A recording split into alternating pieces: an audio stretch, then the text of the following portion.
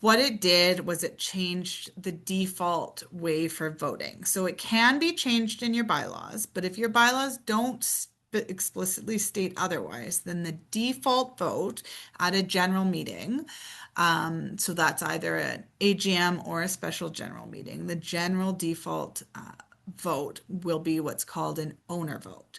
And the owner vote is specifically defined to be one owner, one vote. So if a unit has a number of co-owners, say there's two or three registered owners, they have to be registered on title to count as an owner. But if they're registered on title, then that unit has a vote for each of those co-owners. So you could have one unit who is entitled to, say, 4 votes if there's 4 owners.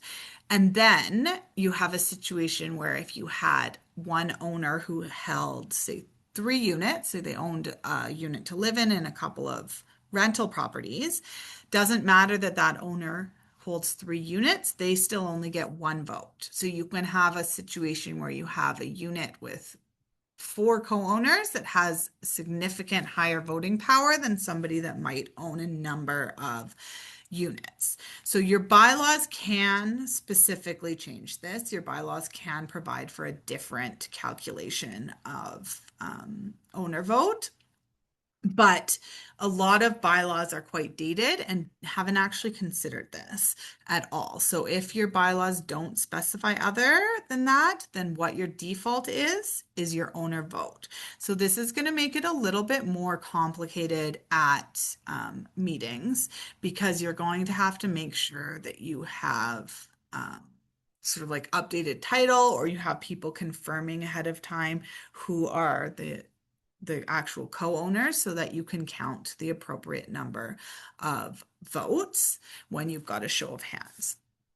So of course, you can still have a unit factor vote or what is sometimes known as a poll vote. So it doesn't have to be an owner vote.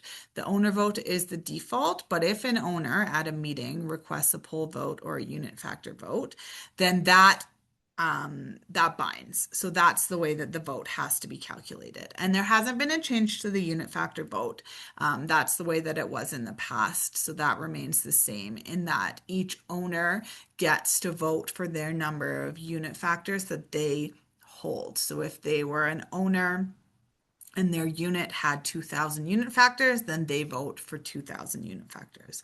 If they are co-owners, so there's 2 of them jointly on title, then they each get 1,000 unit factors because they only get the proportion of the unit factors of their co-ownership.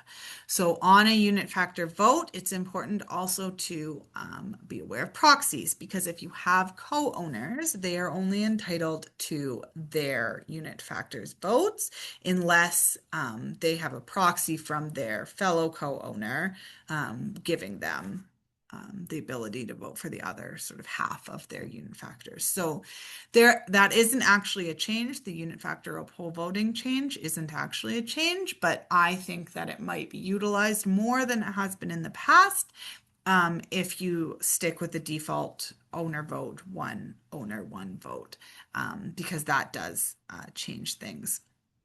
So an owner can request a unit factor vote at any point up until the tally of the votes are complete. So if you start an owner vote and if you all do the owner vote, even if the vote has been taken, if the results have not yet been tallied and read, somebody can request a unit factor vote. And then it all has to be sort of recalculated. So it's important to remember to check your bylaws. It's also worth noting that there was a change that made it clear that a corporation can vote for the units that are owned by the condo corp. So in some complexes, you have common property units that are not conventional common property, so they actually are separately titled, and the owner on title is the condo corp. And in the past, it wasn't really clear whether those units sort of got a vote. And now the legislation has made it clear that on an ordinary resolution, there is no vote for those units that are owned by the condo corp. But on a special resolution, they do vote. However, they have to vote in the way of the majority.